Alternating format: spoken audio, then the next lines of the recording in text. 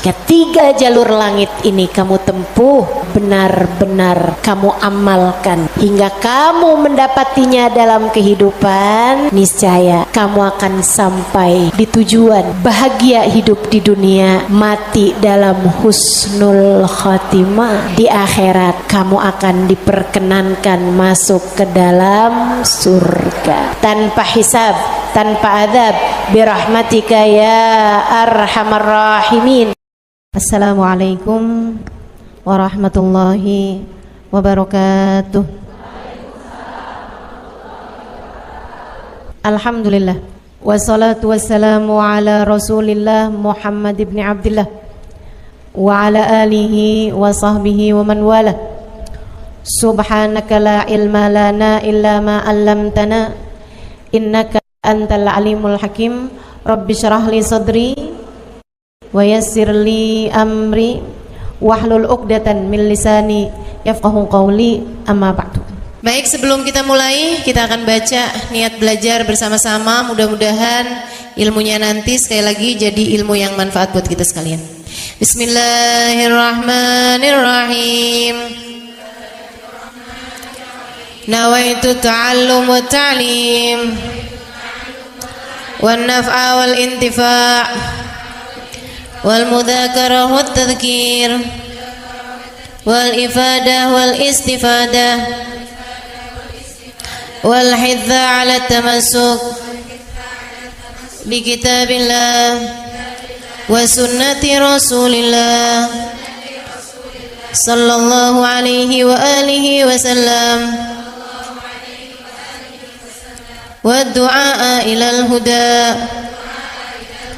والدلالة على الخير ابتغاء مرضاته وقربه وثوابه وحسن الخاتمة مع اللطف والعافية وصلاح العاقبة برحمتك يا أرحم الراحمين.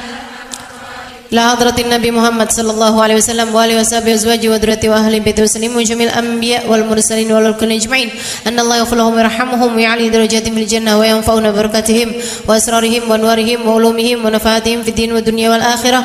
Al-Fatihah, baca bersama-sama. A'udzu billahi minasyaitonir rajim. Bismillahirrahmanirrahim. Alhamdulillahi rabbil alamin. Arrahmanir rahim. Maliki yaumiddin. Iyyaka na'budu wa iyyaka nasta'in.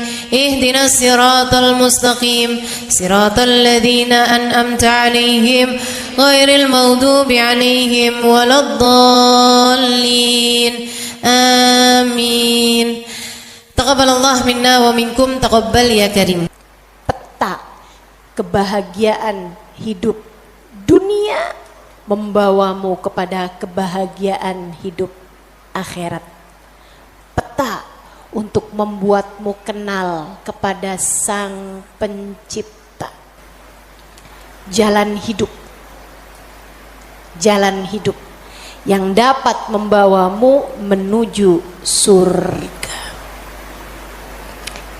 Ini namanya jalur langit.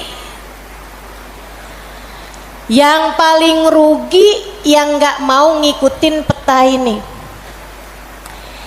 Yang paling sukses yang jalan hidupnya mengikuti peta ini, mengikuti jalur langit ini.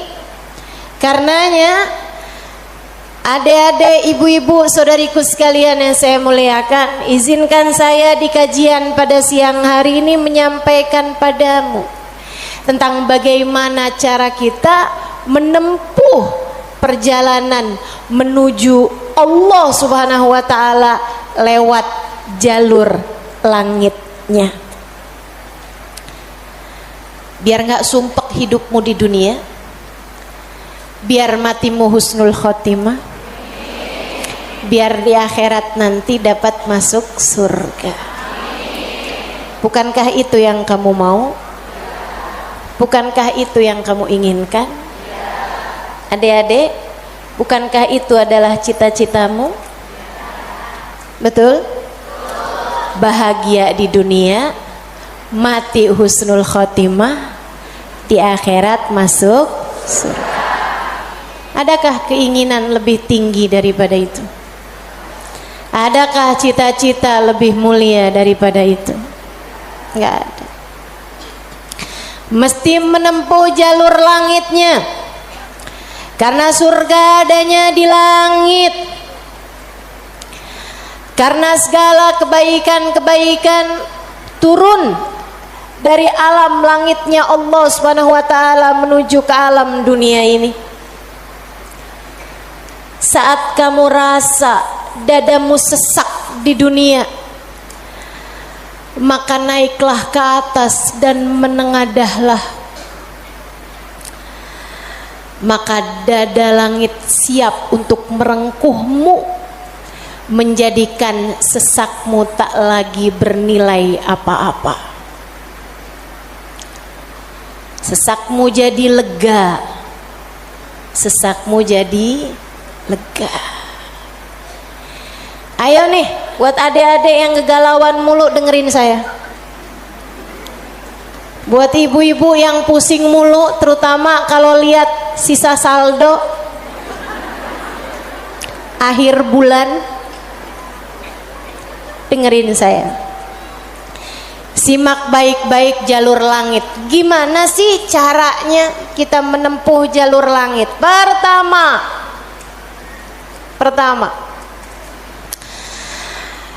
apa aja jalur langit yang bisa kita tempuh? Pertama,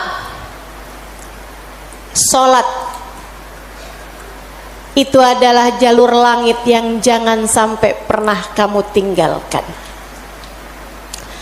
Sayyidina Muhammad Al-Bagir berkata kepada putranya Sayyidina Ja'far As-Sadiq, "Ya bunay, ittasil billah." Wahai anakku, senantiasalah terkoneksi dengan Allah, senantiasalah tempuh jalur langit menyampaikanmu kepada Allah Subhanahu wa taala. Seringlah terkoneksi sama Allah. Anaknya bertanya, "Kaifa attasil bih ya walidi?" Bagaimana caraku untuk selalu terkoneksi dengan Allah? Bagaimana caraku berkomunikasi sama Allah? Bagaimana caraku menempuh jalur langit? Ayahandanya berkata, kalau kamu ingin kamu berbicara dengan Allah, sholatlah. Kalau kamu ingin Allah berbicara kepadamu, bacalah Al-Quran. Jadi cara pertama tersambung sama Allah adalah sholat. Jangan tinggal sholat. Jangan tinggal sholat meski siapapun yang mengatakannya. Misalnya ada orang gelarnya apa kek, profesor, doktor, belakang namanya juga ada banyak. Ada banyak gelar-gelar SAG, sarjana alam gaib. Misalnya gitu. Tapi sebenarnya apa SAG itu ya? Sarjana agama. Oh, maafkan saya ya. Saudaraku sekalian yang saya muliakan, sepanjang apapun gelar yang dimiliki seseorang, kalau dia sampai mengatakan misalnya sholat, itu sudah tidak relevan lagi di zaman sekarang. Agama ini semakin maju. Karenanya makna sholat bukan seperti yang disampaikan para ulama. Misalnya dia ngomong begitu, sholat itu tujuannya mengingat Allah, aqimis sholata lidzikri. Kamu kalau udah bisa ingat Allah nggak pakai sholat, ya itu udah cukup sebagai sholat. Nah nih, hati-hati ucapan-ucapan yang tidak bertanggung jawab semacam ini. Salat itu kewajiban dari Allah. Allah yang punya jalur langit, Allah yang tahu bagaimana cara tersambung dengan Allah Subhanahu wa taala. Dan dia yang telah menamakan salat sebagai salat dari kata-kata wasala yasilu silatan, yang artinya adalah hubungan, tersambung. Orang yang punya salat, menjaga salatnya, dia akan senantiasa tersambung dengan Allah. Dia adalah orang-orang yang menjaga jalur langit. Komunikasi langitnya tetap tersambungkan. Jagain sholat. Dek, jagain. Tapi saya belum bisa khusyuk Ustazah. Nggak apa-apa. Saya masalahnya kalau sholat suka ngelambiar pikiran kemana-mana Ustazah. Sama. Saya juga. Sama. Tapi nggak apa-apa. Jangan pernah tinggal sholat. Imam Ghazali bahkan menyebutkan salah satu penyebab kematian dalam su'ul khatimah, salah satu penyebab iman tercabut dari dalam hati di saat kematian datang, naudzubillah min dzalik, nomor 1 tarkus shalah, meninggalkan salat. Tiang agama kita. Siapa yang salatnya benar, ibadahnya benar. Siapa yang ibadahnya benar, hidupnya benar. Siapa yang hidupnya benar, bakalan matinya benar. Siapa yang matinya benar, di akhirat dapat kehidupan yang menyenangkan. Karenanya mesti, harus, nomor 1 kamu benahi dalam hidupmu, jangan tinggal sholat. Sesibuk apapun kamu, sholat jangan tinggal, Dek. Sedang mengerjakan aktivitas penting semacam apapun, sholat jangan pernah tinggal, Bu. Jangan pernah tinggal sholat. Sebab orang kalau lagi ninggal sholat, bukan hanya karena dia nggak mau sholat, tapi karena dia tidak diizinkan Allah untuk menghadap kepadanya. Telah diputuskan jalur antara dia dengan Allah Subhanahu wa taala. Naudzubillah min dzalik, jalur langit telah terputus darinya. Itu kayak punya HP tapi nggak ada sinyal, nggak bisa dibikin apa-apa HP-nya. Punya HP nggak ada sinyalnya, Bu, nggak ada kartunya, mau dipakai apaan? Mau dipakai ngulek sambel? Ya kan enggak gitu. Karenanya teman-teman sekalian, sholat jangan tinggal. Kamu kalau dibikin sama Allah dalam hidup nggak ngerjain sholat, kamu perlu menangisi hal tersebut. Kenapa gitu? Saya sering sampaikan, orang ketika sholat bukan hanya karena dia mau sholat, akan tetapi karena dia masih punya nilai di sisi Allah, sehingga Allah masih izin. Allah kalau benci sama satu makhluknya, sama seorang hambanya, Allah nggak akan izinkan orang tersebut menghadapkan dirinya kepada Allah dalam sholatnya. Dia kirain dia yang nggak mau sholat, padahal Allah yang nggak mau dia menghadap kepadanya. Telah diputus jalur antara dia dengan Allah Subhanahu wa ta'ala. Na'udzubillah min dzalik. Ada yang nanya sama saya, Ustazah, saya nih kan lagi belanja nih Ustazah, kan sibuk tuh kan. Belanja di mana? Di mall saja. boleh nggak Ustazah saya jamak sholat saya? Lah ngemol di jamak sholat agak nih. Belanja ke pasar, sholat udah sampai di jamak-jamak. Innalillahi. Boleh nggak Ustazah? Nggak boleh lah. Yang boleh jamak sholat itu kalau bepergian, itu pun juga dengan jarak keluar kota 82 km. Tapi kalau kurang dari itu, nggak boleh mengerjakan jamak salat. Katanya Nabi Muhammad, man jama'as shalah bi ghairi udrin faqad atababan min abwabil kabair. Siapa yang suka ngumpul-ngumpulin salat, jamaah-jamaah salat tanpa ada alasan yang dibenarkan, dia sedang mendatangi salah satu pintu dari pintu-pintu dosa-dosa besar. Dia tanya, boleh nggak Ustazah jamaah salat? Nggak boleh, kecuali karena ada alasan yang dibenarkan. Emang kenapa gitu Ustazah? Kamu kalau kepengen hidup dipentingkan sama Allah, maka kamu harus mementingkan Allah.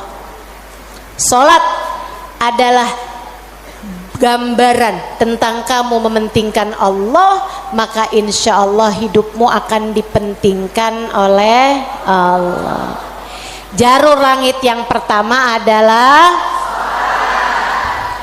salat. Makanya ada orang yang salatnya khusyuk-khusyuk, ada orang yang salatnya panjang-panjang. Tuh guru-guru saya tuh salatnya panjang-panjang, terutama salat-salat sunnah. Kalau sholat fardu ringan-ringan aja, karena beliau mengerjakan sholat fardunya berjamaah. Jadi imam, nah itu katanya Nabi Muhammad, kalau kamu sholat jadi imam jangan jang. Tapi kalau kamu sholat sendirian, silahkan. Silahkan, mau panjang kayak gimana pun silahkan balik. Kalau sholat jadi imam, Bismillahirrahmanirrahim. Jadi imam, Bismillahirrahmanirrahim. Jadi imam. Dalam sholat sendirian, Bismillahirrahmanirrahim. Jalur langit yang indah, jangan pernah jadikan doa hanya sekedar, sebab doa adalah semua yang kamu perlukan. Bu, Kak, Dek, Nak, dengerin saya. Kamu yang sekarang adalah hasil dari doa-doamu di masa lalu. Coba liatin dirimu itu. Kamu yang sekarang adalah hasil dari doa-doamu di masa lalu. Orang-orang besar yang kamu lihat sekarang ini adalah hasil dari doa-doanya di masa-masa lalu. Oh, kamu lihat, orang itu pinter banget ya. Adalah karena di masa dulunya, di masa kecilnya, di masa remajanya, ia selalu mengangkat tangan untuk minta dari Allah Subhanahu wa taala, Rabbi zidni ilman nafi'a. Ya Allah, tambahkanlah untukku ilmu yang bermanfaat. Ya Allah, ajarkanlah kepadaku ilmu-Mu. Ia selalu minta kepada Allah Subhanahu wa taala ilmu, sehingga Allah pun memberi kepadanya ilmu. Siapapun yang kamu kenal, orang-orang hebat-hebat yang ada di sekitarmu, itu adalah hasil dari doa-doanya di masa-masa lalu. Tinggal kamu lihat dirimu itu. Kamu pengen jadi kayak gimana? Tempuhlah jalur langit dengan perbanyaklah berdoa. Dan itu bukan hanya urusan dunia, urusan akhirat lebih jelas lagi. Sampai saya pernah dengar satu cerita, ada dua orang, ibadahnya di dunia sama, ibaratnya nilai rapotnya nih sama persis. Nilai rapotnya sama persis waktu hidup di dunia. Dua-duanya sama-sama soleh, dua-duanya. Akan tapi yang satu dimasukkan ke dalam surga, kan ke surga Firdausul A'la yang paling tinggi. yang dinaikkan di surga yang bawahnya, dia protes, ya Rob, dia nilainya sama loh sama saya. Kenapa kok dia dikasih surga yang paling atas sementara saya di surga yang bawahnya? Walaupun surga tuh biar kata di emperan enak, tapi ya masa kamu mau minta surga yang emperan? Sehingga sekalian, hadir majelis aja di emperan gak enak, apalagi di surga. Dia tanya sama Allah, ya Allah, kenapa kami berdua nilainya sama tapi dia dinaikkan di surga Firdaus yang paling tinggi sementara saya. Itu sebabnya Nabi Muhammad mengatakan, idza sa'altumul jannah fas'alu al-firdausal a'la. Kalau kalian lagi minta surga, jangan tanggung-tanggung, mintalah surga Firdaus yang paling tinggi. Gitu. Doa deh, doa, jangan ditinggal. Doa, doa, perlu banget. Kamu harus sering-sering doa. Ustadzah, doa yang paling bagus apa? Lah doa itu urusan minta kok. Maka mintalah sesuai dengan apa yang kamu mau. Saya punya cerita indah yang diceritakan oleh salah satu guru saya beberapa bulan yang lalu ketika kedatangan beliau ke Indonesia, namanya Hubabah Syarifah bintul Habib Muhammad bin Abdul Haddar. Beliau datang dari Sewun, Hadramaut, Yaman. Saya menjadi penterjemah beliau kala itu, jadi saya ingat betul kisahnya. Salah satu dari kisah yang beliau ceritakan, kata beliau, ada seorang ibu-ibu datang kepada ayahanda saya. Ayahandanya seorang ulama terkemuka, namanya Habib Muhammad bin Abdullah Al-Haddar, guru dari guru saya, guru dari guru-guru saya, sekaligus ayah dari guru-guru saya. Ayahandanya Hubabah Syarifah, ayahandanya Hubabah Nur, ayahanda Hubabah Maryam. Habib Muhammad bin Abdullah Al-Haddar, pemilik Ribat Bayda di kota Bayda, Yaman sana itu. Sehingga sekalian, beliau seorang pendakwah, seorang yang mustajabud dakwah, yang doanya mustajab. Satu waktu ada seorang ibu datang dalam keadaan menangis terisak-isak kepada ayahandanya di saat Hubabah Syarifah sedang ada di sisi ayahandanya. Ibu tersebut bilang, Habib, tolong doakan anak saya, Bib. Anak saya bandel sekali, Bib. Saya susah banget. Ajakin dia sholat susah, ajakin dia kerjain kebaikan susah. Anaknya bandel, nggak mau denger apa kata saya. Tolong saya, Bib, doakan anak saya, apa yang harus saya lakukan. Beliau kemudian berkata, Bu, ibu kepengen anak ibu jadi anak yang soleh. Iya, Bib, pengen banget Bib. Ibu, doa seorang ibu untuk anaknya setara doa Nabi bagi umatnya. Maka doamu untuk anakmu lebih mustajab daripada doa siapapun untuk anakmu. Saya bisa bantu kamu buat doa, mintakan kepada Allah Subhanahu wa taala, akan tetapi doamu tentu lebih mustajab daripada doa saya untuk anakmu. Ibu dengerin, Bu.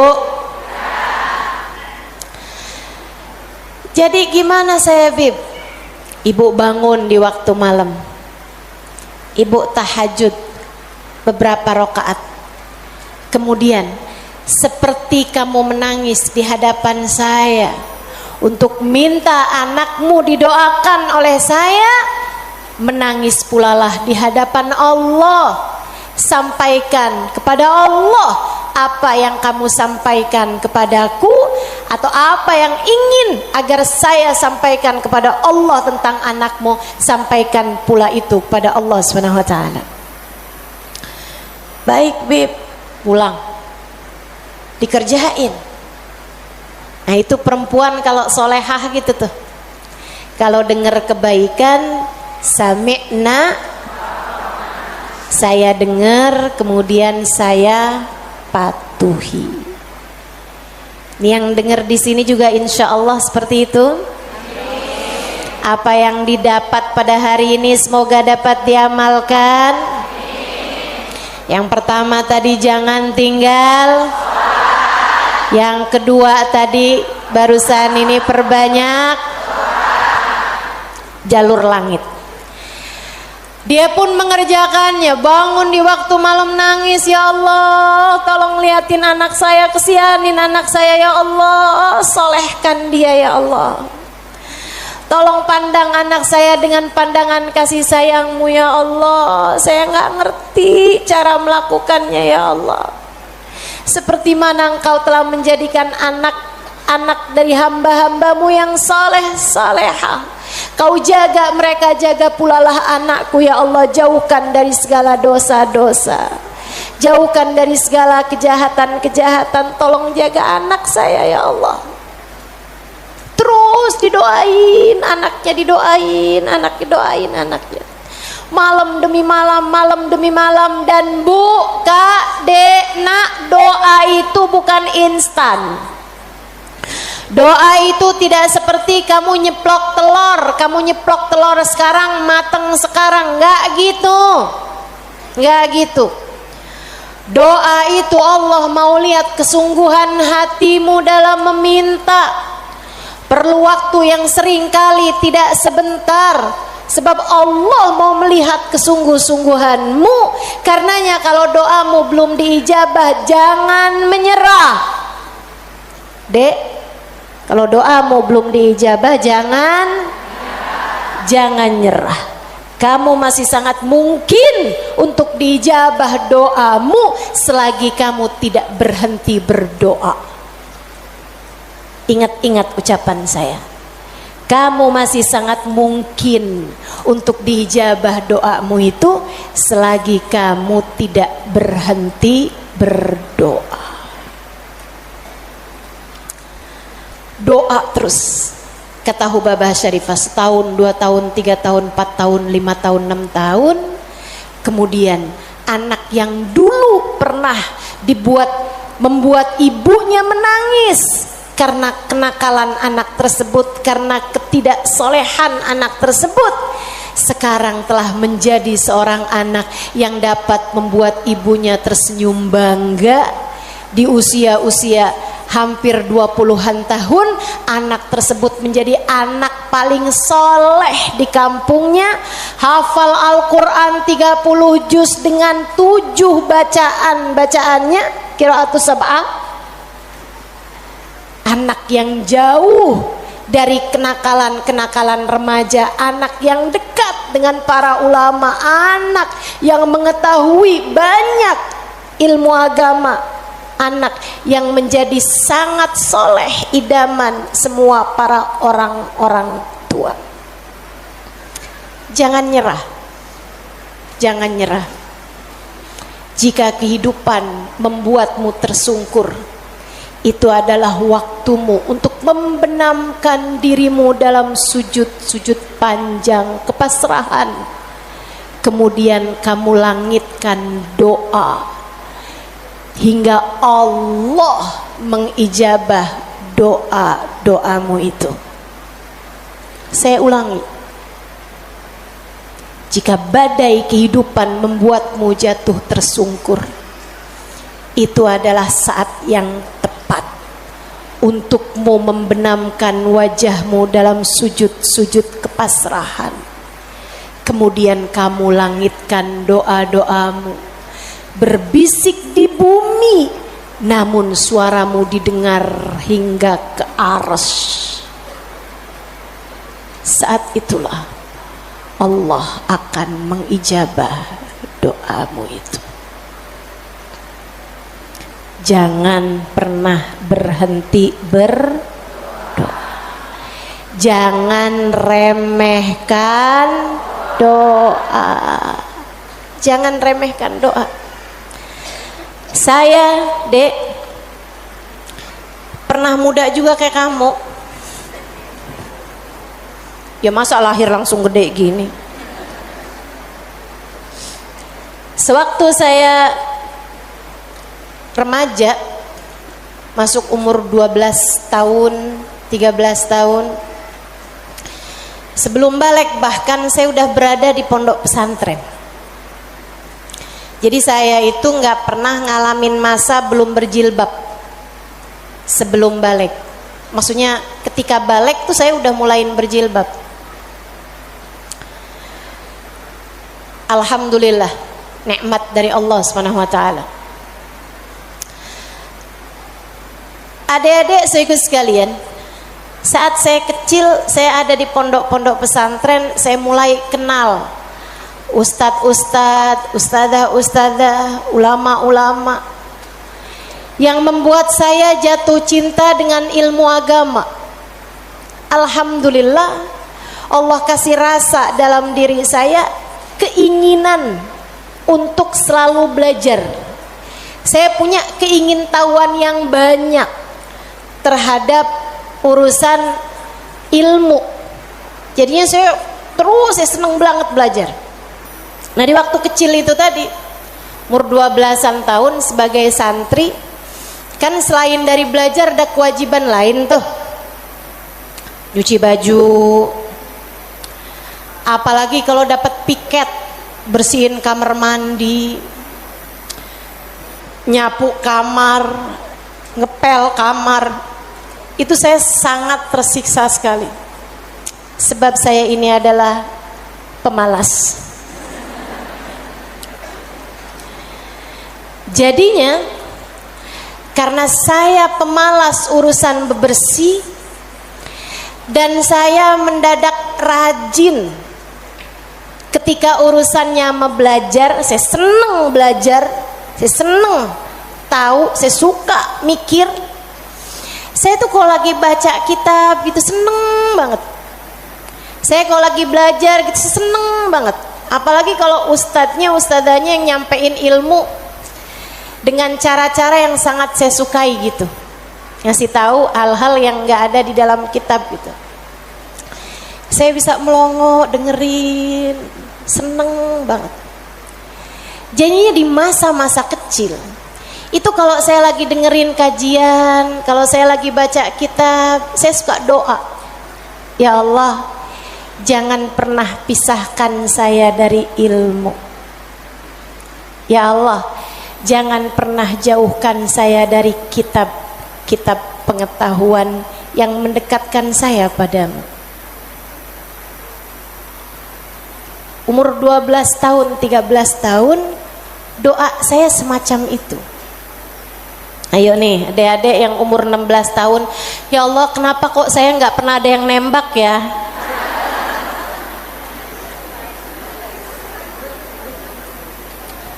Kata Allah, ya karena aku sayang padamu, karena aku berkehendak untuk menjagamu gitu.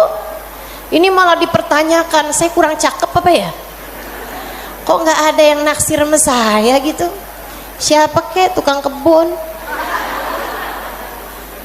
satpam sekolah? Jangan ya dek, jangan. Kalau kakak kelas boleh ustazah, jangan juga. Jangan pacaran.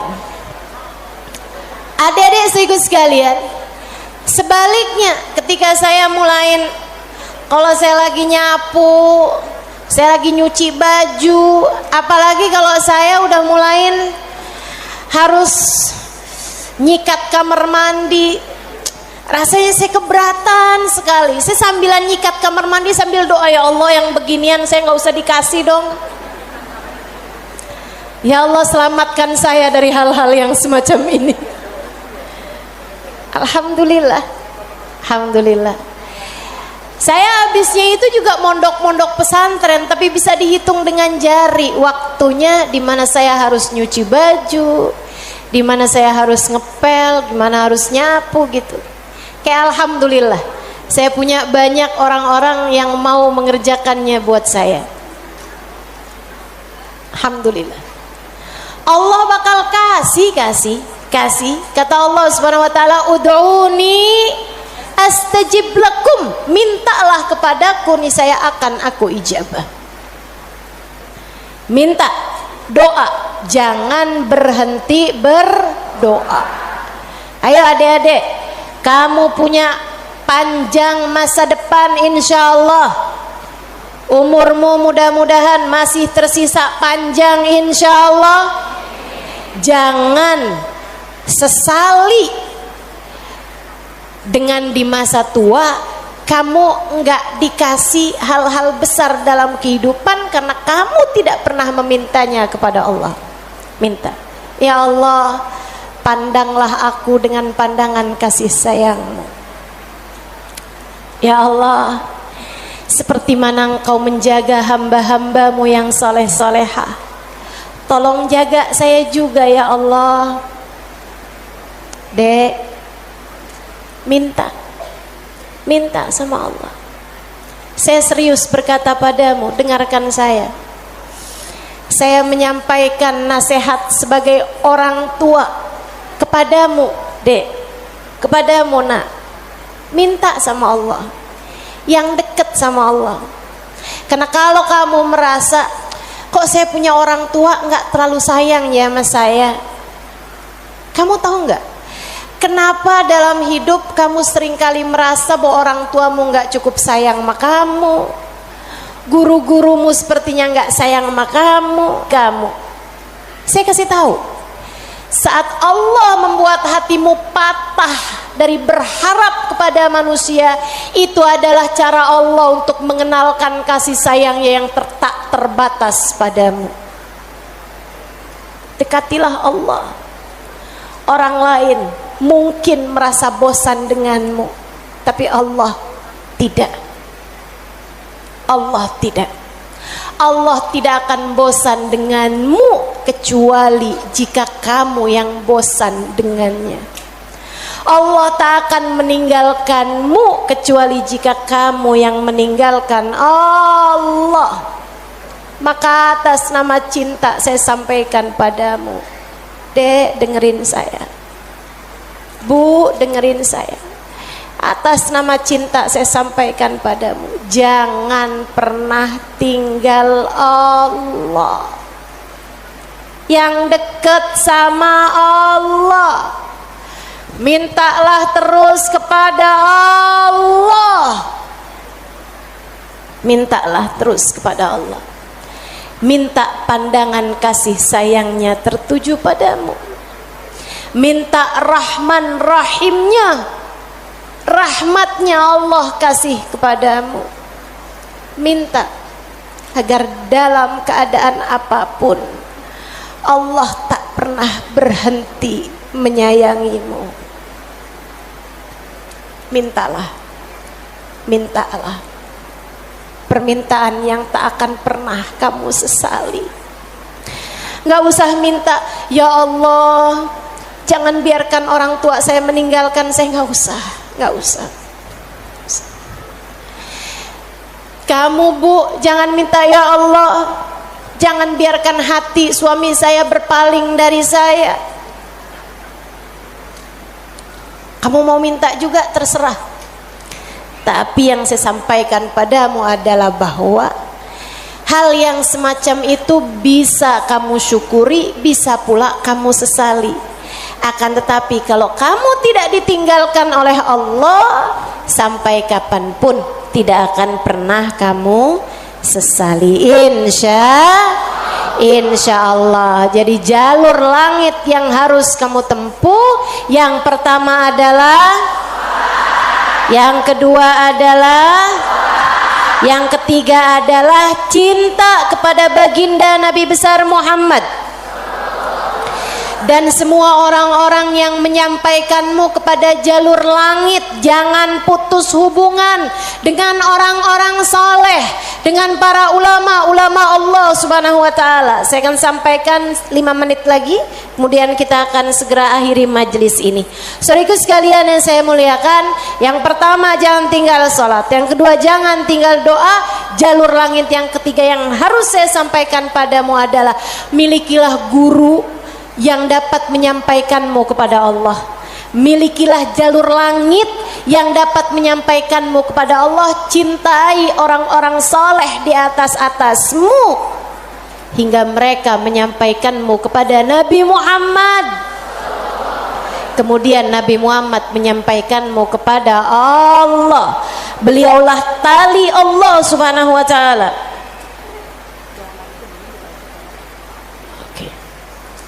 Beliaulah tali Allah subhanahu wa ta'ala yang terbentang kepada kita sekalian. Mudah-mudahan Allah subhanahu wa ta'ala senantiasa menyampaikan kita kepada Allah subhanahu wa ta'ala lewat jalur langit yang benar, jalurnya baginda kita Nabi besar Muhammad sallallahu alaihi wa ala alihi wasallam, manusia yang paling penuh kasih kepadamu. Andai kamu tahu seperti apa sayangnya Nabi Muhammad kepadamu, niscaya air matamu akan senantiasa meleleh karena rindu padanya. Andai kamu tahu seperti apa cintanya Nabi Muhammad kepadamu sebagai umatnya, niscaya kamu akan menyibukkan dirimu bersolawat kepadanya, dan itu adalah merupakan salah satu dari tangga-tangga yang mendekatkanmu padanya. Andai kamu tahu seperti apa cintanya Nabi Muhammad dan pengorbanannya kepadamu, niscaya kamu tak akan berharap cinta manusia selain daripada cinta Nabi Muhammad sallallahu alaihi wasallam. Maka 3 jalur langit ini kalau kamu tempuh, kamu tidak akan pernah tersesat jalan. Kamu akan sampai di tujuan. Peta kehidupannya menjadi terbaca dan kamu akan melangkah tanpa keraguan. Jika 3 jalur langit ini kamu tempuh, dari sholat tidak ada yang kamu tinggal, dan kamu tambahi dengan ibadah-ibadah sholat sunnah pula, terutamanya di keheningan malam, di sepertiga malam yang terakhir. Juga doa. Dalam keadaan apapun kamu memperbanyak berdoa. Saat kamu bersama dengan orang-orang saleh, saat kamu duduk di majelis-majelis ilmu adalah saat yang begitu indah untuk kamu berdoa meminta kepada Allah Subhanahu wa taala jalla jalaluhu wa ta'ala azamatu. Kamu jadikan doa tidak hanya sekedar, melainkan semua yang kamu perlukan. Kemudian besar cintamu kepada baginda Nabi besar Muhammad sallallahu alaihi wasallam, maka itulah 3 dari rahasia jalur langit yang dapat saya sampaikan kepadamu. Jika ketiganya benar-benar kamu amalkan hingga kamu mendapatinya dalam kehidupan, niscaya kamu akan sampai di tujuan.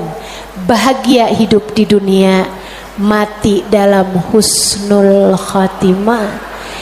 Di akhirat kamu akan diperkenankan masuk ke dalam surga tanpa hisab, tanpa adab, birahmatika ya arhamar rahimin wa bijudika ya ajwadal ajwadin innahu waliyyu dzalika wal qadir alaih.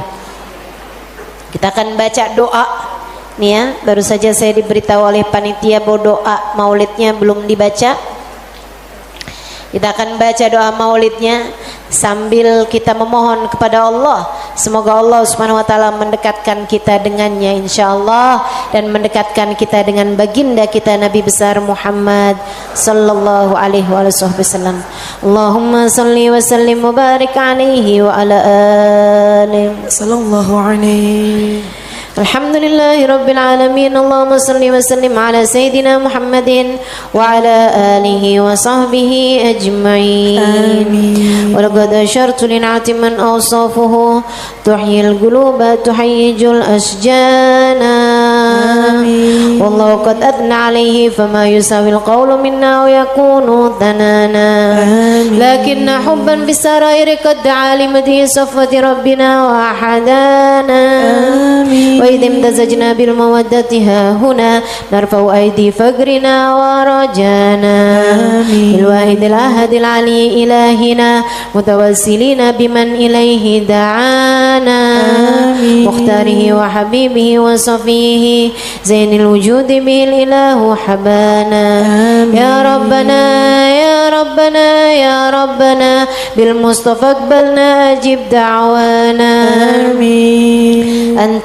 أنت لنا يا دخرنا في هذه الدنيا وفي أخرانا أصلح لنا الأحوال واغفر ذنبنا ولا تؤاخذ ربي إن أخطأنا واسلك بنا في نهج طه المصطفى ثبت على قدم الحبيب خطانا أرنا بفضل منك طلعة أحمد في بهجة عين الرضا ترعانا واربط به في كل حال حبلنا وحبال من ود ومن والانا والمحسنين ومن أجاب نداءنا وذوي الحقوق وطالبا أوصانا والحاضرين وسعيا في جمعنا نحن بين يديك أنت ترانا ولقد رجوناك فحقق سؤلنا واسمع بفضلك يا سميع دعانا وانصر بنا سنة طه في بقاء الأرض واجمع كل من عادانا وانظر إلينا واسكنا كأس الهنا واشفي وعافي عاجلا مرضانا واقض لنا الحاجات. Silakan sebutkan hajat masing-masing. Assalamualaikum warahmatullahi wabarakatuh.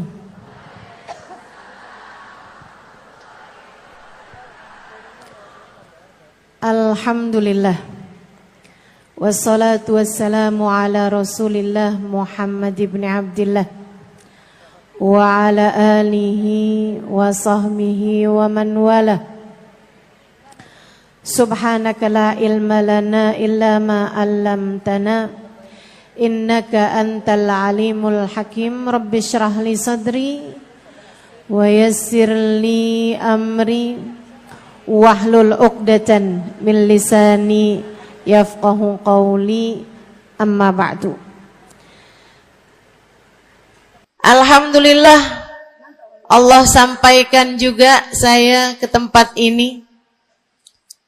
Masjidnya Allah Subhanahu wa taala, bait min buyutillah, rumahnya Allah. Mudah-mudahan kita udah disampaikan di rumah Allah di dunia. Allah sampaikan pula ke Baitullahil Haram di Mekkah. Dan Allah sampaikan pula di tempat keridhaannya surga Allah di akhirat nanti insyaallah. Amin ya rabbal alamin. Rabbi la tukhzini yawma yub'atsun yawma la yanfa' mal wala banun illa man atallaha biqalbin salim. Kata Nabi Ibrahim yang Allah tuliskan dalam Al-Quran, ya Allah, jangan kecewakan aku, jangan buat aku susah pada hari di mana Engkau membangkitkan hamba-hambamu. Nanti di akhirat saat manusia dibangkitkan, ya Allah, jangan buat saya susah, jangan buat saya kecewa. Yauma la yanfa' mal wala banun. Hari yang itu loh ya Allah. Hari yang tidak bermanfaat orang bawa harta. Hari yang tidak bermanfaat orang bawa anak. Yang bermanfaat hanyalah orang yang datang pada Allah biqalbin salim, dengan membawa hati yang selamat. Karenanya siapapun di antaramu yang akan menuju ke akhirat, semua dari kita menuju ke akhirat. Siapapun di antaramu yang kepengen di hari akhiratnya nanti menjadi orang yang tidak susah, menjadi orang yang tidak sedih, menjadi orang yang tidak kecewa, menjadi orang yang tidak ketakutan, menjadi orang yang berhasil. Siapa di antaramu yang kepengen di hari akhiratnya nanti berbahagia, bersukacita? Siapa yang kepengen di hari akhiratnya nanti bergembira? Pastikan saat-saat ini, saat hidupmu di dunia ini, pastikan kamu sedang menuju kepada keselamatan hati.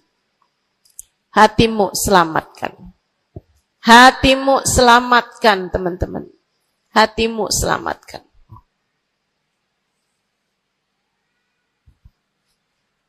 Semoga Allah karuniakan kepada kita selamatnya hati, insyaallah. Amin. Semoga Allah menyelamatkan hati kita semua. Semoga Allah menyelamatkan hati kita semua. Nabi kita Muhammad menyebutkan dalam salah satu hadisnya, ala inna fil jasadi mudghah, idza salahat salahal jasad kulluh, wa idza fasadat fasadal jasad kulluh. Ala wahiyal qalbu. Kata Nabi, ketahuilah sungguhnya dalam diri manusia terdapat segumpal darah. Apabila ia bagus, ia selamat, ia bersih, selamatlah seluruh anggota tubuhnya. Apabila ia rusak, ia hancur, ia gelap, ia mati, maka hancur pulalah seluruh anggota tubuhnya. Ala wahiyal qalbu, ketahuilah segumpal darah tersebut bernama hati. Maka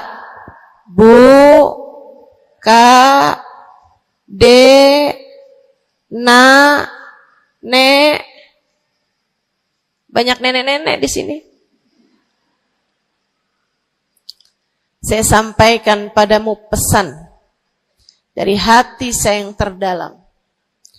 Berhati-hatilah dengan hati. Yang hati-hati sama hati, apa yang ada di dalamnya? Coba silahkan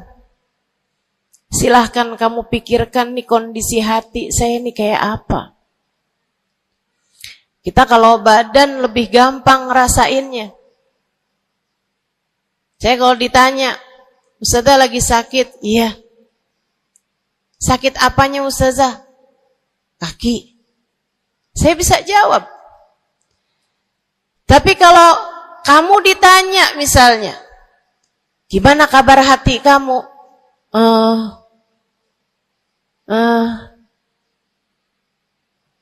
Gimana kabar hatimu?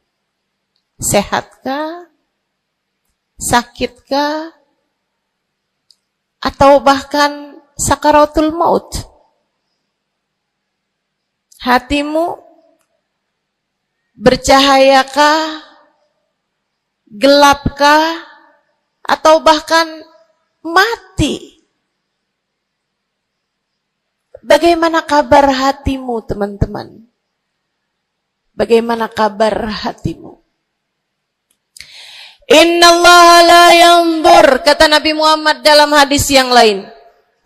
Innallaha la yanzur ila suwarikum wala ila absyarikum, walakin yanzur ila qulubikum.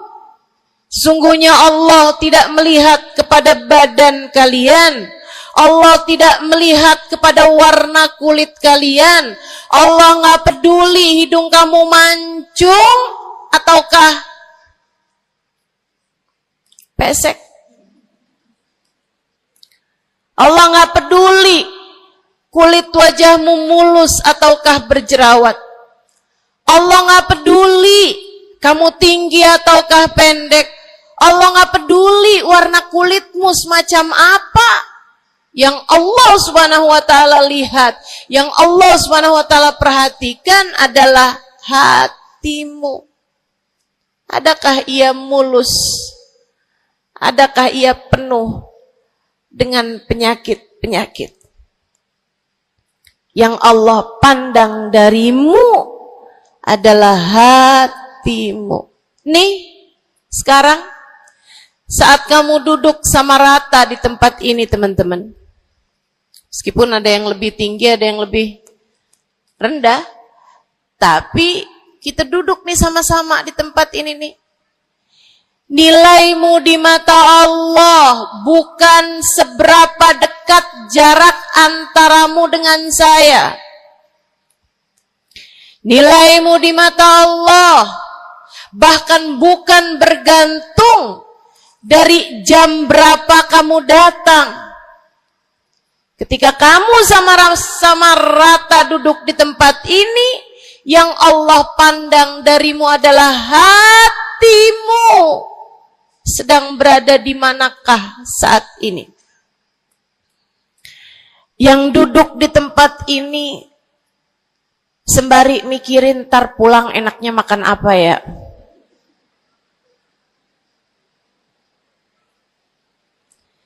Yang duduk di tempat ini sambil mikirin, kok saya lapar ya? Iya, belum sarapan. Gara-gara buru-buru, takut nggak kedapatan tempat duduk. Gara-gara buru-buru, kepengen bisa lihat mukanya Ustazah Halimah yang viral.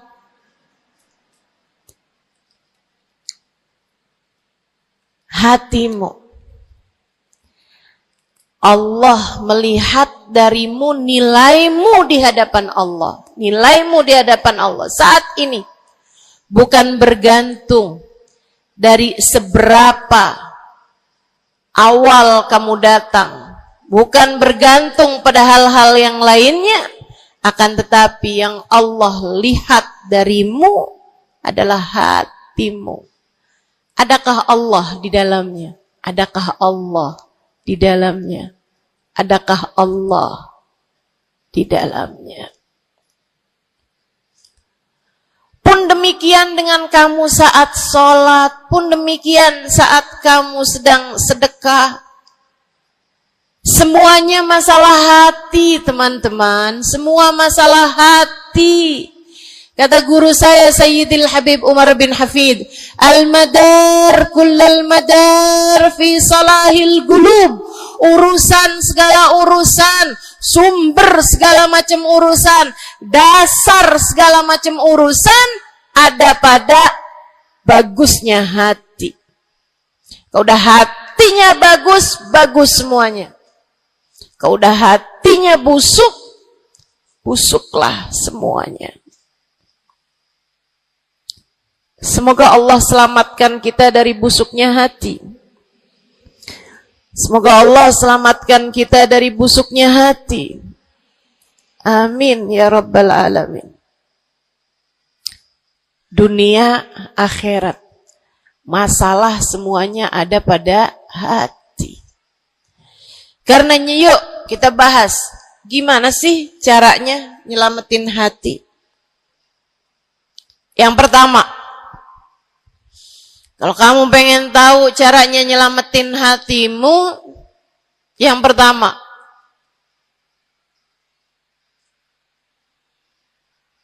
bersihkan sampah-sampahnya. Nih, kamu mau rumah itu biar bagus, biar terjaga, biar selamat. Kamu lihat dalamnya, oh banyak sampah, banyak noda, banyak kotoran. Dari mulai kotorannya cicak, ayam, sampai mungkin anjing, karena lama nggak ditempatin. Karena lama nggak ditempatin. Ada banyak di antara kita yang kondisi hatinya semacam itu. Sampah begitu banyak dalam hatinya. Ada banyak di antara kita umat Islam yang kondisi hatinya semacam itu. Begitu banyak sampah di dalam hatinya tersebut. Semoga Allah selamatkan semuanya. Amin. Maka hal pertama, kalau kamu kepengen punya hati yang selamat, yang nomor satu adalah bersihkan hatimu dari semua sampahnya, keluarin. Apa sampahnya hati? Dosa-dosa yang telah kamu lakukan. Idza aznabal abd nakat fi qalbihi nuqtah sauda. Kata baginda kita Nabi besar Muhammad, idza aznabal abd, ketika seorang hamba mengerjakan dosa, tertorehlah di dalam hatinya satu titik hitam. Sampahnya hati. Kamu tiap kali bikin dosa, dosa apa aja? Bukan hanya dosa besar, zina, bukan hanya dosa besar, minum minuman keras atau narkoba, bukan hanya dosa besar, judi atau riba, bukan hanya dosa-dosa besar. Kalau itu titik hitam yang sangat besar tertoreh di dalam hatimu itu. Bahkan dosa-dosa kecil, sekedar marah-marah sama suami, atau ngambil uang suami. Gimana? Pernah? Rezeki istri solehah ustazah. Lagi mau nyuci, kelihatan, alhamdulillah. Emang haram ya ustazah?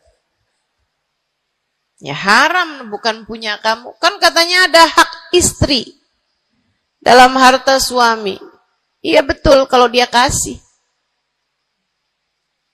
Kalau dia kasih, kalau nggak kasih, nggak halal juga.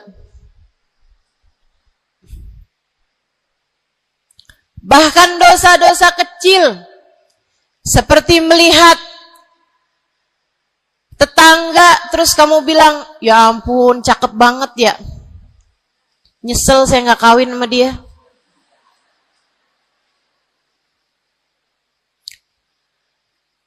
Dosa. Seperti memandang seseorang dengan pandangan menghina.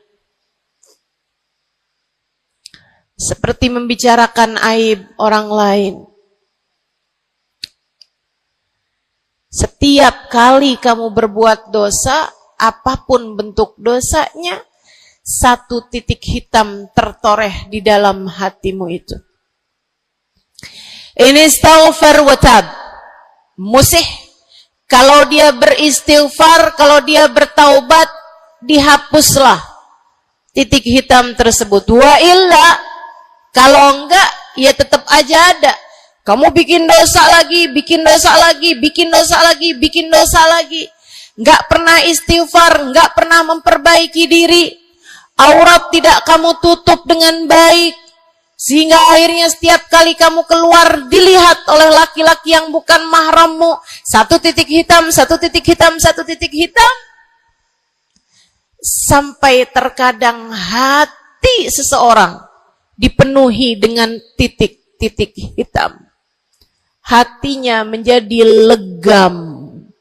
Hatinya menjadi penuh dengan titik-titik hitam.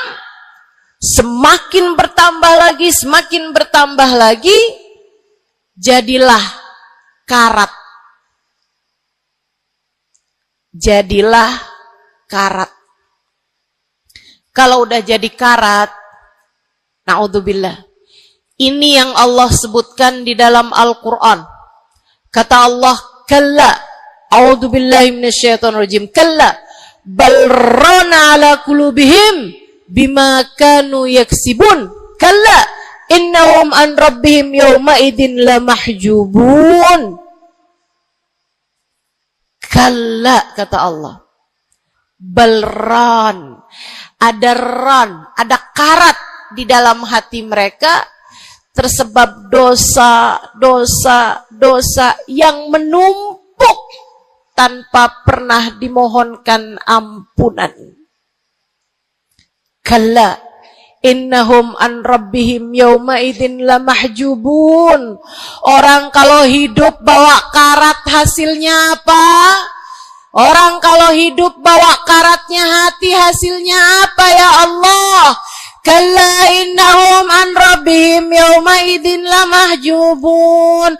Orang yang hatinya punya karat, pada hari tersebut ia akan terhalang dari Allah Tuhannya. Guru saya Sayyidil Habib Umar bin Hafid menyampaikan tafsir mengenai ayat ini. Kata Habib Umar bin Hafid, tidak mati dengan membawa iman. Orang yang hatinya penuh dengan karat, apabila datang ajal menjemput, iman tercerabut dari dalam hatinya, hingga ia pun mati, keluar dari atas muka bumi ini dengan tanpa membawa iman Islam. Dia keluar dari atas muka bumi ini bukan sebagai hamba Allah, bukan sebagai umat Nabi besar Muhammad sallallahu alaihi wa ala alihi wasallam. Dia meninggal dunia dalam keadaan su'ul khatimah. Na'udzubillah min dzalik. Jangan biarkan karat memenuhi hatimu. Jangan biarkan hatimu, dosa-dosa yang telah kamu lakukan menjadi berkarat dalam hatimu itu. Saya kesian sama kamu. Gak apa-apa. Hidup terus-terusan ngontrak, gak apa-apa. Hidup gak pernah punya kendaraan sendiri, gak apa-apa. Gak pernah punya HP yang canggih, gak apa-apa. Saya hidup di atas muka bumi ini, gak pernah ada yang datang melamar saya. Jadinya sampai di usia di atas 30-an tahun, saya masih menjomblo, Ustazah. Gak apa-apa. Ustazah, saya udah menikah 10 tahun, belum ada anak juga, Ustazah. Gak apa-apa. Ustazah, suami saya kawin lagi, Ustazah. Gak apa-apa.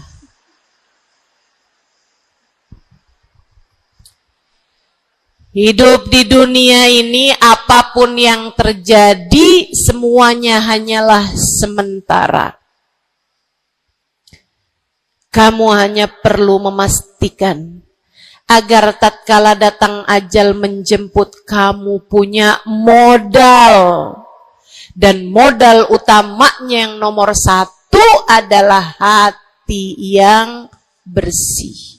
Hati yang selamat. Kamu bawa pulang menghadap Allah Subhanahu wa ta'ala bigalbin salim. Kamu bawa hati yang selamat. Insya Allah. Mati nggak bawa suami nggak apa-apa. Mati nggak bawa anak nggak apa-apa. Nggak bakalan jadi pertanyaan malaikat raqib atid.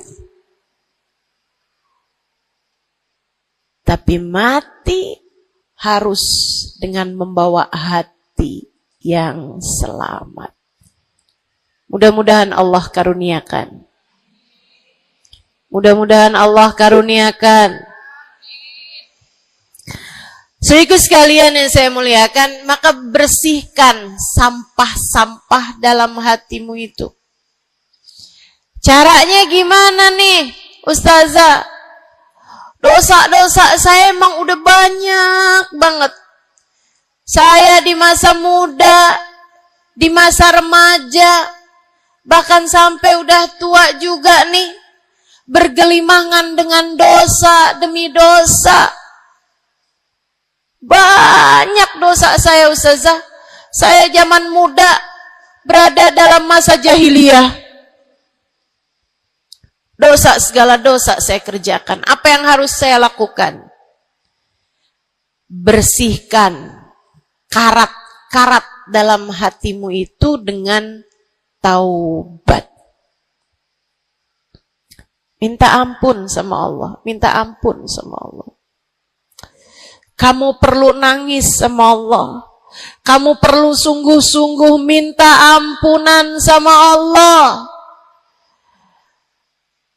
Dosa segede gunung, kalau Allah mau melemparkannya ke dalam lautan ampunan, inna kaba'irad dunubi ful ghufrani kalamami. Katanya sahibul burda, sesungguhnya dosa-dosa besar dalam lautan ampunan, ia hanyalah seperti buih di dalam lautan. Gak ada artinya apa-apa kalau Allah mau ampuni. Dosa sebesar apapun, kalau Allah mau ampuni gak ada artinya. Tapi dosa sekecil apapun, kalau Allah mau perhitungkan, kamu gak akan selamat. Saya sampaikan padamu atas nama cinta. Dosa sekecil apapun yang kamu lakukan, jika ia tidak berjumpa dengan ampunan Allah, kamu bisa tidak selamat. Iblis nyembah Allah 70.000 tahun lamanya. Sujud di atas bumi, dia sujud, bumi dihancurkan, Allah naikin dia ke langit. Di atas langit dia sujud, ganti-ganti posisi sujudnya. Karenanya Imam Ghazali dalam kitabnya Minhajil Abidin mengatakan, ma min buk'ah minal ard was sama, tidak ada satu jengkal tanah, baik di bumi ataupun di langit, illa waqad sajad iblis fihi sajdah. Iblis udah pernah sujud di sana, di semua tempat di bumi maupun di langit. Paling banyak ibadahnya ternyata bukan seorang wali. Paling banyak ibadahnya ternyata bukan seorang nabi. Kalau hitung-hitungan panjang-panjangan ibadah, ibadahnya iblis lebih panjang daripada siapapun dari makhluknya Allah Subhanahu wa ta'ala yang pernah tinggal di bumi ini. Akan tetapi dia nggak nurut. Iblis ibadah 70.000 tahun, nggak nurut sekali doang, sekali aja. Wa idh qulna lil malaikati isjudu li Adam fasajadu illa iblis. Ketika kami memerintahkan seluruh makhluk yang ada di langit, seluruh malaikat, kami perintahkan, wahai malaikat-malaikatku, sujudlah kalian kepada Adam. Fasajadu, mereka semuanya sujud. Illa iblis, kecuali iblis doang. Tantang, petenteng gak mau sujud. Allah tanya, ma manaka antas judali Adam id amartuk? Iblis, apa yang bikin kamu gak mau sujud kepada Adam? Padahal aku yang telah memerintahkanmu. Bukankah kamu selama ini sujud di bumi, di langit untuk menyembahku? Sekarang aku perintahkan padamu untuk sujud. Kenapa kamu gak mau sujud padanya? Iblis gak bilang, ya Allah, kan perintahnya tadi malaikat. Saya kan bukan malaikat ya Allah. Gak gitu. Gak gitu. Saudariku sekalian yang saya muliakan, bahkan iblis gak bilang, males ya Allah saya sujud, lagi bisulan, misal. Enggak gitu juga. Makanya orang yang meninggalkan taat karena malas, karena bodoh misalnya, itu lebih dimaklumi teman-teman. Daripada yang kayak iblis ini nih. Ketika ditanya apa yang membuatmu gak mau sujud, wahai iblis kepada Adam, iblis dengan pongahnya, dengan sombongnya mengatakan, ana khairun minhu, saya lebih baik daripada Adam. Khalaqtani min nar wa khalaqtahu min tin. Saya berasal dari api, sementara Adam berasal dari tanah. Tanah diinjak-injak ya Allah, sementara api begitu hebatnya. Fahbit minha fa innaka rajim. Kata Allah, kita yang taat sama dosa sama-sama baik.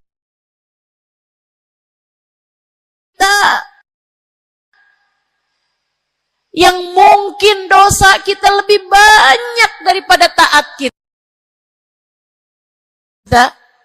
Kayak katanya Habib Ali Habsyi, kadang ada orang Islam, malaikat raqib yang nyatet pahala nganggur berbulan-bulan. Sementara malaikat atid yang nyatetin dosa sibuk bener. Gimana dengan kita? Iblis hanya satu saja melanggar aturan Allah. Allah kemudian mewahyukan padanya, keluar kamu wahai iblis dari surgaku. Sesungguhnya kamu terkutuk. Kamu, kalau Allah mau memperhitungkan satu saja dosa kamu, kamu gak akan selamat. Saya sampaikan padamu, iya kamu, semua yang dengerin saya. Kalau Allah mau memperhitungkan satu saja dosamu, kamu gak akan selamat. Kamu tidak akan selamat. Tapi kan saya anaknya Fulan bin Fulan. Tapi kan saya keturunannya Fulan bin Fulan. Tapi kan saya istrinya Fulan bin Fulan. Bu, Kak, Dek, Nak, nggak selamat siapapun kamu. Anaknya Nabi Nuh, nabinya Allah tenggelam. Pamannya Nabi Muhammad, paman baginda kita Nabi besar Muhammad, Abu Lahab, Allah tuliskan kehancurannya, kecelakaannya, kebinasaannya di dalam Al-Quran. Mau siapa yang kamu andalkan? Tapi kan saya udah banyak bikin taat, saya tiap malam bangun tahajud. Kamu nggak nyampe seujung kukunya ibadah iblis 70.000 tahun. 70.000 tahun. Sujud pada Allah SWT di tiap jengkal tanah. Nih tanah yang sekarang kita jejak ini pernah dibikin sujud sama iblis. Waktu iblis tinggal di atas muka bumi ini. Tapi semuanya enggak manfaat. Kalau Allah mau memperhitungkan satu saja dosa hambanya, ia tidak akan selamat. Sebab Allah hanya mau menerima hati yang tidak ada sampah di dalamnya. Sebab hanya berkenan menerima hati yang tidak ada noda-noda di dalamnya. Sampah hatimu bersihkan, dosa-dosamu taubati, mintalah ampun kepada Allah. Mintalah ampun kepada Allah. Bangunlah di waktu malam, mandilah dengan mandi taubat. Saat-saat mandimu kamu bilang dalam hatimu, ya Allah, sebagaimana air membersihkanku dari segala kotoran-kotoran di badanku, ya Allah, bersihkanlah dosa-dosaku dengan hujan ampunanmu. Kemudian sholatlah 2 rakaat, 4 rakaat, sholat taubat. Kemudian sesudahnya, mulailah kamu ingat dosa-dosamu.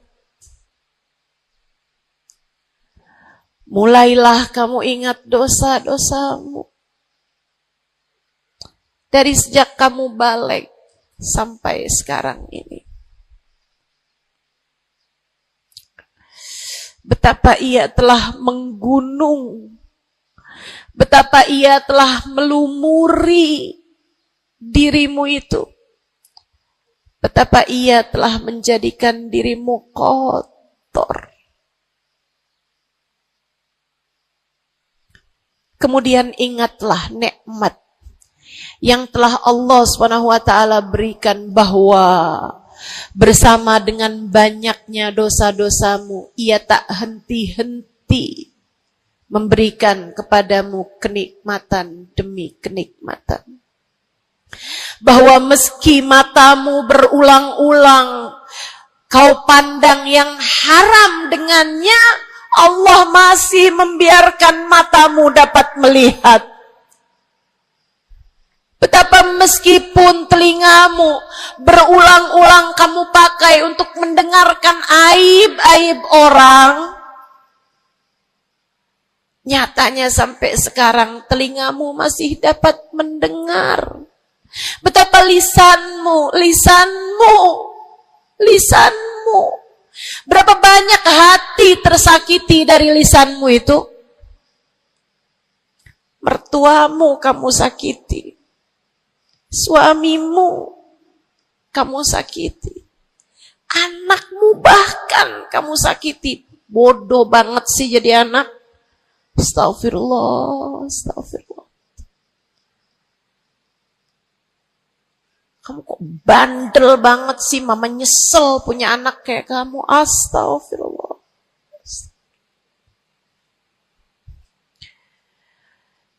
Betapa lisanmu menyakiti hati tetanggamu, saudara-saudarimu, sahabat-sahabatmu, orang-orang di sekelilingmu, merasakan gangguan dari lisanmu itu, tersakiti dari lisanmu itu. Tapi meskipun entah sudah berapa banyak dosa tercatat dari lisanmu, Allah masih tetap membiarkan lisanmu dapat berbicara sampai saat ini. Nikmat tak henti-henti Allah berikan kepadamu, bukan? Betapa durhakanya diri kita. Namun betapa penuh rahmatnya Allah kepada kita. Betapa berlumurannya kita dengan dosa-dosa. Namun betapa Allah bersama dengan segala dosa-dosa yang kita lakukan, tak henti-hentinya membanjiri kita dengan kenikmatan. Wa in ta'uddu ni'matallahi la tuhsuha. Kalau kamu mau hitung nikmatnya Allah, kamu tak akan pernah mampu menghitungnya. Sesudah kamu ingat-ingat dosamu, kamu ingat nikmat Allah kepadamu, kamu ucapkan seperti ucapan baginda Nabi Muhammad. Allahumma anta rabbi la ilaha illa anta khalaqtani wa ana abduka wa ana ala ahdika wa wa'dika mastata'tu a'udzu bika min syarri ma sana'tu abu'u laka bi ni'matika 'alayya wa abu'u bi dhanbi faghfir li fa innahu la yaghfiru dzunuba illa anta. Ya Allah, Engkau adalah Tuhanku. Tak ada Tuhan kecuali Engkau. Aku adalah hamba-Mu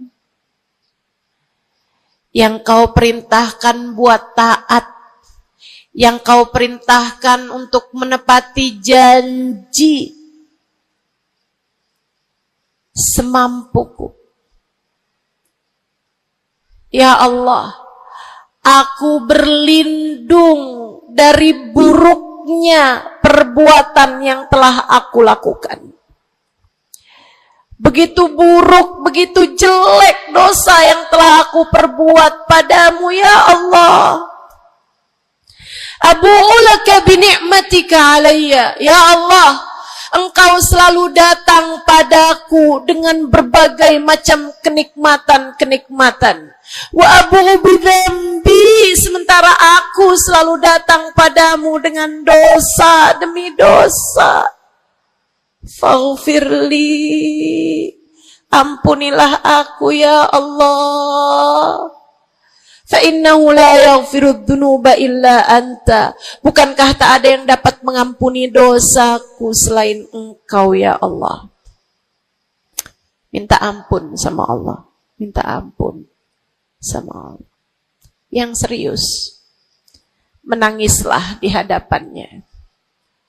Menangislah di hadapannya. Dalam keheningan malam saat tiada sesiapapun yang melihatmu.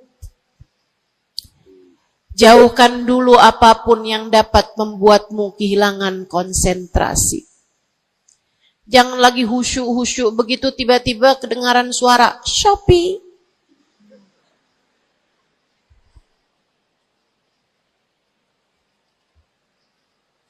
Kamu langsung jadi hilang konsentrasi. Yang mana nih ya?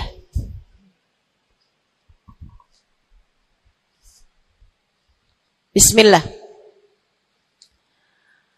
Kalau kamu pengen punya hati yang selamat, nomor 1 adalah taubat. Taubatan nasuha. Taubat yang sungguh-sungguh. Nyesel telah berbuat dosa. Meninggalkan dosa-dosa tersebut. Berjanji untuk tidak mengulanginya lagi. Jika dosanya terkait sama manusia, ada syarat keempat yang harus dilakukan, yaitu meminta maaf kepada orang yang telah engkau sakiti hatinya tersebut. Yang kamu habis bikin dosa sama dia, minta maaf. Mudah-mudahan Allah SWT ampuni dosa-dosa kita. Amin. Semoga Allah ampuni dosa-dosa kita. Amin. Ketika ada seorang ulama ditanya, ya Syekh, wahai Syekh, Kalau saya nih punya banyak hajat nih, punya banyak permintaan, tapi waktunya sempit buat doa. Doa apa yang seharusnya saya panjatkan? Misalnya nih, lagi sebentar nih bisa kepegang Hajar Aswad, lagi sebentar nih bisa ada di depan Ka'bah, lagi sebentar nih bisa ada di dekat makam Nabi Muhammad sallallahu alaihi wasallam. Sesudah kita ucap salam kepada baginda Nabi, ini apa nih yang harus saya minta kepada Allah? Hajat saya banyak, sementara waktu saya sempit buat doanya. Apa yang harus saya mintakan?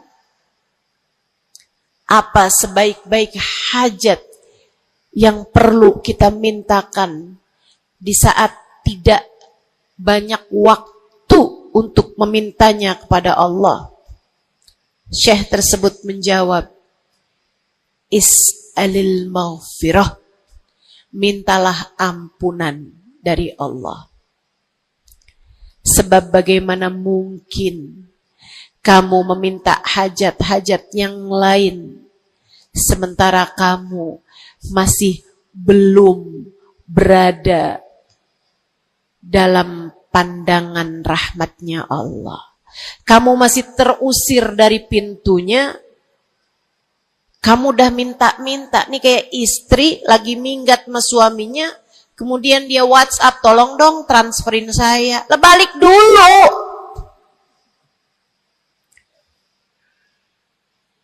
Baru minta. Tiap kita ngerjain dosa adalah tiap langkahan kita menjauh dari Allah Subhanahu wa ta'ala.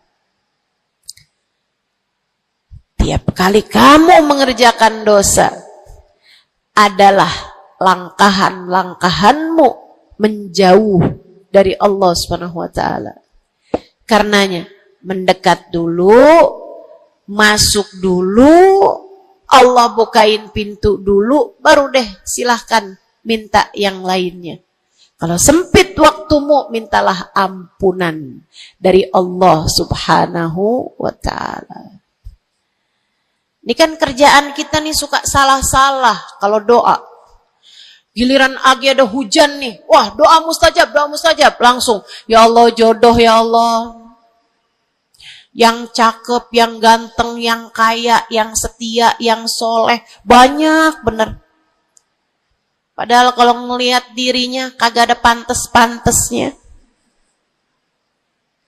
Kalau kamu pengen jodoh yang soleh, solehahkan dulu dirimu itu.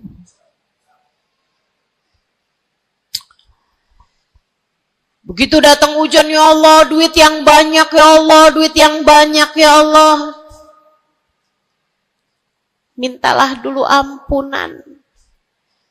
Sebab kamu mati gak bawa jodoh gak apa-apa, kamu mati gak bawa duit gak apa-apa. Tapi kita mati harus bawa ampunan Allah Subhanahu wa ta'ala. Sebab dosa akan mengotori ruang hati kita. Maka syarat utama hati yang bersih adalah keluarkan sampah darinya dengan cara taubat. Mohonlah ampun pada Allah. Secara serius. Cukup sekali ustazah? Enggak cukup. Lo dosanya banyak. Tiap habis sholat minta ampun. Tiap ada kesempatan buat doa minta ampun. Tiap lagi datang hujan minta ampun. Tiap lagi ziarah ke makam Nabi, ke makam wali, minta ampun sama Allah. Tiap lagi datang orang soleh, katanya doa sambil memandang wajah orang soleh mustajab. Apa yang mesti kita minta? Minta ampunan dari Allah Subhanahu wa ta'ala. Minta ampunan dari Allah Subhanahu wa ta'ala. Itu satu syarat mutlak utama. Pengen hatimu selamat, keluarkan sampah-sampahnya. Habis keluarin sampah-sampahnya, nah sekarang udah bersih. Ternyata ada penyakit-penyakitnya. Ada bagian itu yang atapnya bocor. ada airnya yang tersumbat, penyakitnya rumah. Bukan begitu? Saudaraku sekalian yang saya muliakan, kamu kepengen hatimu jadi hati yang selamat, sembuhkan hatimu dari berbagai macam penyakit-penyakitnya. Apa aja sih penyakit-penyakitnya hati? Banyak. Imam Ghazali menyebutkannya dalam kitab Ihya Ulumuddin.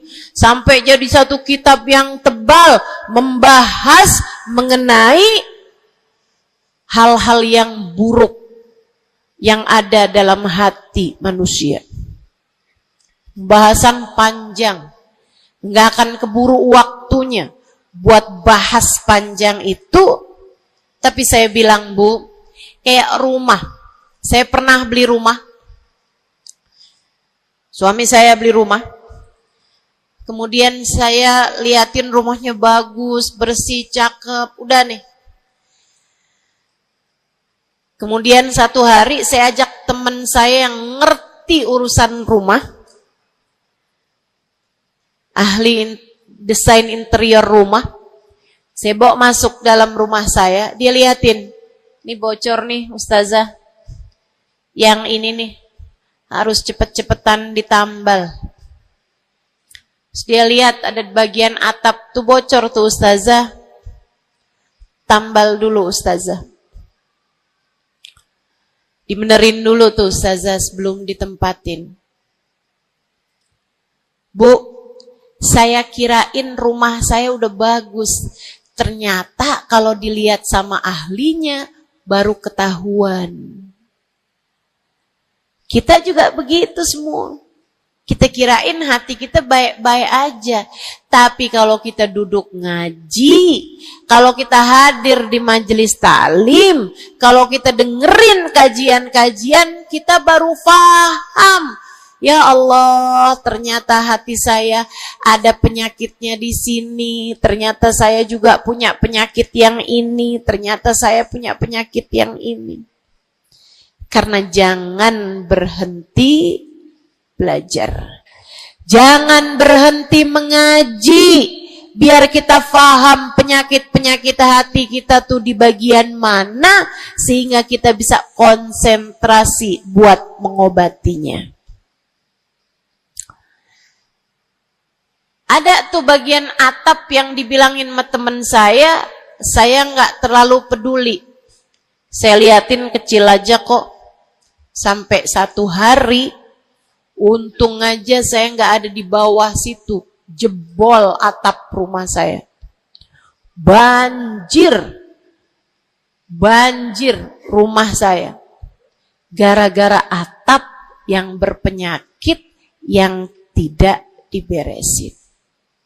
Begitu pula dengan hati kita. Cari tahu apa penyakitnya.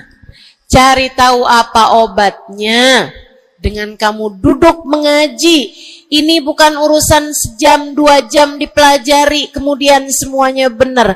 Ini adalah PR seumur hidup kita. Buat sehatin hati kita. Buat bagusin hati kita. Buat bersihin hati kita.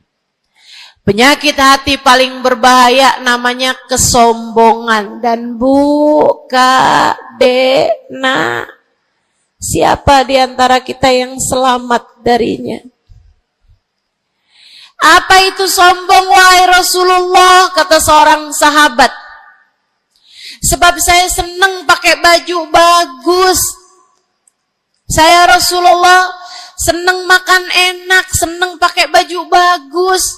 Saya sombong kalau gitu wahai Rasul. Enggak, bukan itu yang namanya sombong. Kamu punya baju bagus, pakai. Jangan punya baju bagus. Saya kalau pakai ini kelihatannya sombong. Ya udah saya pakai yang rombeng-rombeng aja. Punya baju bagus tapi daster udah robek, itu aja yang dipakai. Tanya sama suaminya, kok kamu pakai baju yang ini sih, ini kan robek nih. Enak, adem. Adem yang lihat, adem yang make, gerah yang lihat. Bukan itu yang namanya kesombongan.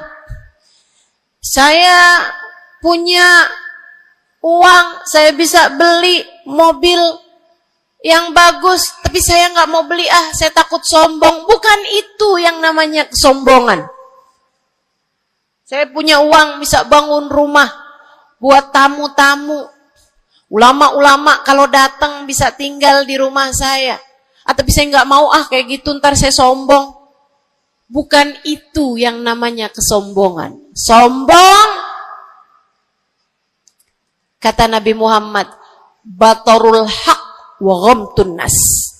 Sombong adalah menolak kebenaran dan menghina orang lain, merasa diri lebih baik daripada orang lain. Itu yang namanya sombong. Merasa diri lebih baik dari orang lain. Merasa diri lebih baik dari orang lain. Sering banget ini kan kita kan. Betul? Dulu-dulu belum pakai jilbab.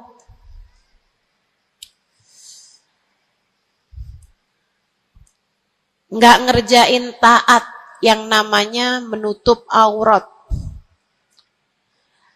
Habis itu kemudian pergi majelis, hadir kajian pakai jilbab, rapi banget.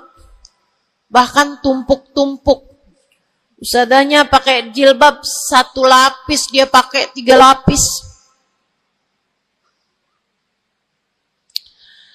Tapi dia ngelihat orang-orang yang belum pakai jilbab, ya ampun, belum dapat hidayah, sian.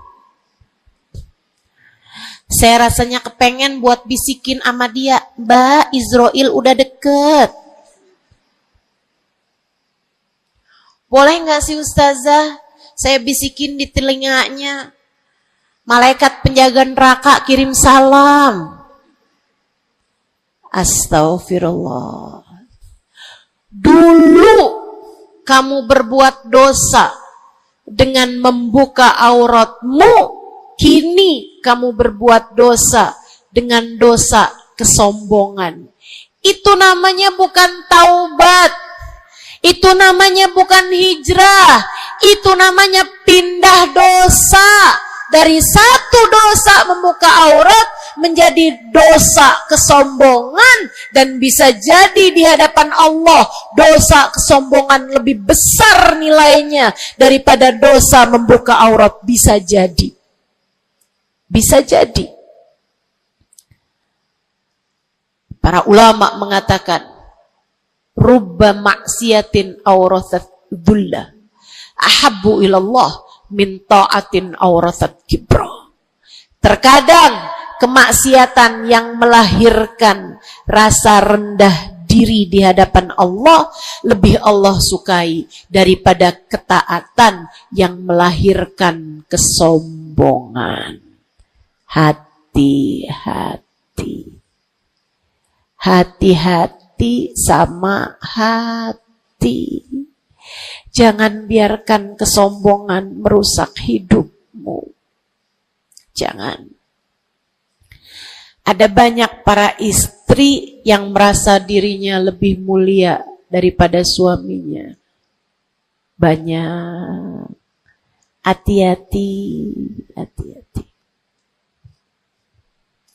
Saya belajar dari umi saya. Meninggal dunia 2 tahun yang lalu. Belum sampai hampir 2 tahun.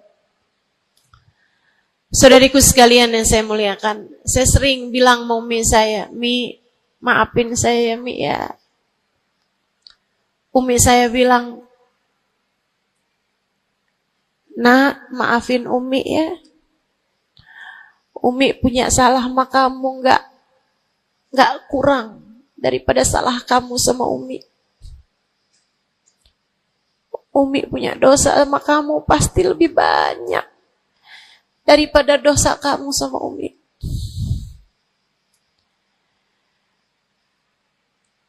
Itu rasa yang jarang dimiliki para ibu. Seringnya ibu tuh merasa selalu lebih baik daripada anaknya. Seringnya ibu tuh merasa dia nggak punya salah, dia nggak punya dosa. Yang punya dosa banyak tuh anaknya kepada dirinya, bukan begitu? Ayo minta maaf dulu sama ibu. Ayo minta maaf dulu. Kan seringnya bilang gitu sama anak-anak kita. Kamu tuh nak, ibu ini adalah ibumu, surgamu berada di bawah telapak kakiku. Waduh. Betul, al-jannah tahta aqdamil ummahat. Tapi ucapan kamu yang semacam itu kesombongan. Yakin bakal masuk surga? Yakin? Yakin bakal masuk surga, Bu? Para ibu yang suka bilang surgamu anakku berada di bawah telapak kaki ibumu, yakin kamu bakal masuk surga? Hah? Allah nggak pernah wajib memasukkanmu ke dalam surga, Bu. Allah nggak pernah wajib menghindarkanmu dari api neraka, Bu. Allah nggak pernah wajib menjadikanmu ada di belakang Nabi Muhammad. Kalau kamu sampai Allah usir dari surganya, Allah masukkan kamu ke dalam nerakanya, kamu bisa apa? Kalau saat Nabi Muhammad menggiring umatnya, dan kamu tidak bisa ada di belakangnya, kamu terusir dari rombongan Nabi Muhammad, kamu bisa apa? Kamu bisa apa? Nilaimu yang sesungguhnya nanti di akhirat kelihatannya. Nilaimu yang sesungguhnya nanti di akhirat kelihatannya. Jadi kalau kamu mau sombong tar di akhirat, kalau sampai kamu bisa masuk ke dalam surga Allah, kalau kamu sampai berada di barisan-barisan terdepan dalam rombongan Nabi besar Muhammad, kalau kamu bisa makan dari buah-buahan surga, kalau kamu ada saat kamu mengucap salam kepada baginda Nabi Muhammad, matamu bisa memandang indah wajahnya, telingamu bisa mendengar indah suaranya, lisanmu bisa mengucapkan salam langsung di hadapannya, silahkan membusungkan dada pada saat itu. Silahkan, mau ngerasa diri kamu lebih baik daripada ahli-ahli neraka, silahkan. Tapi sekarang keadaannya belum tentu. Bagaimana jika seseorang yang kamu memandang dirimu lebih baik darinya, ternyata ia melenggang masuk ke dalam surga, sementara kamu Allah jerumuskan ke dalam api neraka? Keadaannya belum jelas, keadaannya belum tentu. Jangan pernah merasa diri lebih baik daripada siapapun. Jangan pernah merasa diri lebih baik daripada siapapun. Hatimu benerin rusak-rusaknya, penyakit-penyakitnya. Ada penyakit berbahaya namanya hasud. Ada penyakit berbahaya namanya hasud. Apa itu hasud? Seneng orang lain dapat kesulitan, seneng kalau orang lain dapat kemalangan, kesusahan, susah hati kalau orang lain dapat kesenangan. Tuh. Seneng orang lain susah, susah orang lain seneng. Itu namanya hasud. Ada tetangga naikin rumah, bangun rumah, dia naik darahnya.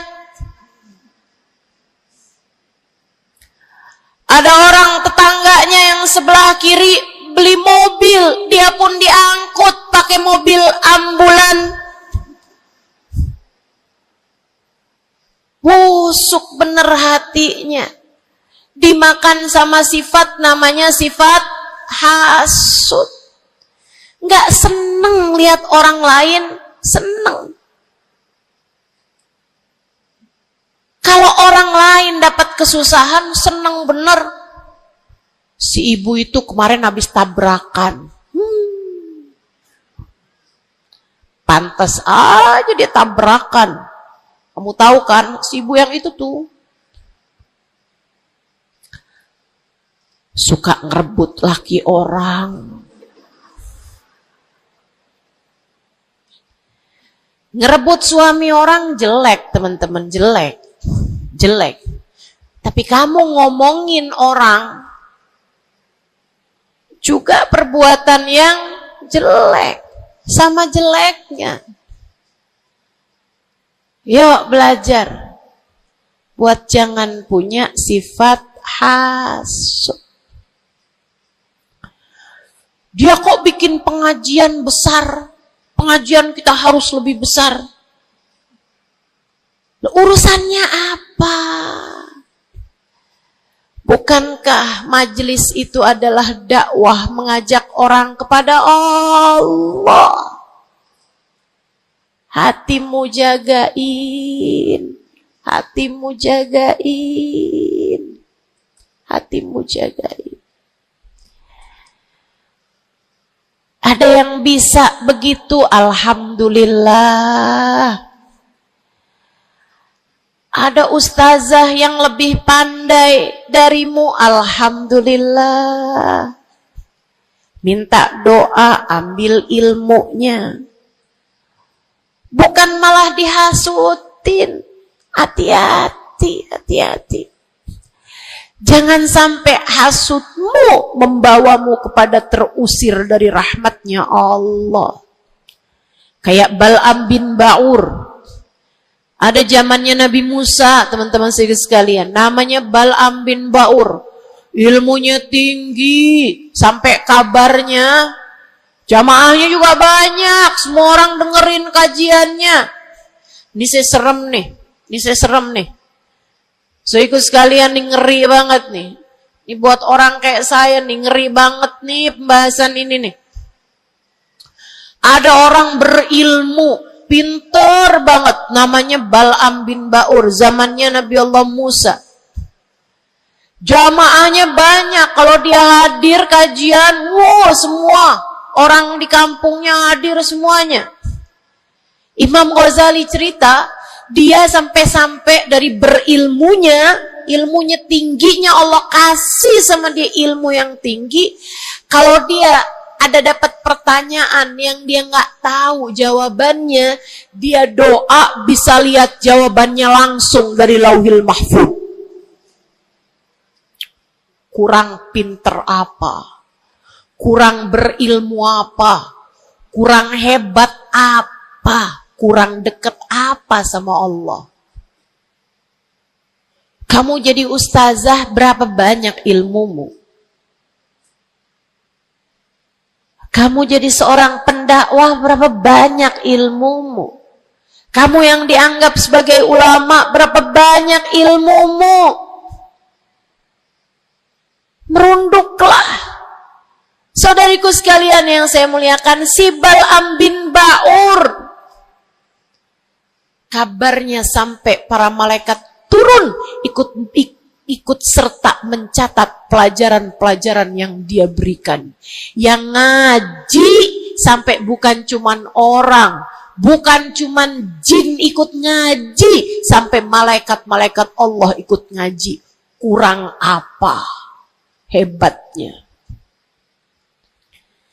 Tapi Allah hancurkan Bal'am karena sifat hasud. Nabi Allah Musa datang ke kampungnya Bal'am bin Ba'ur. Jamaahnya Bal'am bin Ba'ur semua datang kepada Nabi Musa. Nabinya Allah, tentu saja semua datang.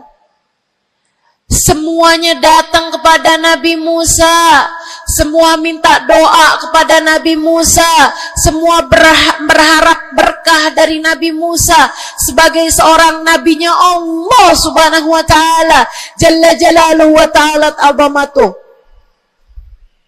yang biasa hadir di majelisnya Bal'am. Bal'am kepengen istiqomah, kepengen rutinannya nggak terganggu, jadi dia tetap bikin rutinan walaupun ada Nabi Allah Musa alaihissalam. Jamaahnya dikit yang hadir. Mulai nih orang-orang yang berpenyakit datanglah kepada Bal'am bin Baur. Rupanya Bal'am bin seorang nabinya Allah. Dia nggak lihat Nabi Musa sebagai seorang yang diberi kelebihan lebih banyak daripada dirinya karena diwahyukan wahyu kepadanya. Bal'am bin Baur termakan sifat hasud. Ia pun berdoa meminta kepada Allah, ya Allah hancurkanlah Musa. Ya Allah, hancurkanlah Musa. Hancurkanlah Musa ya Allah. Saudaraku sekalian yang saya muliakan, Allah angkat semua kelebihannya Bal'am bin Baur. Bahkan kabarnya dialah orang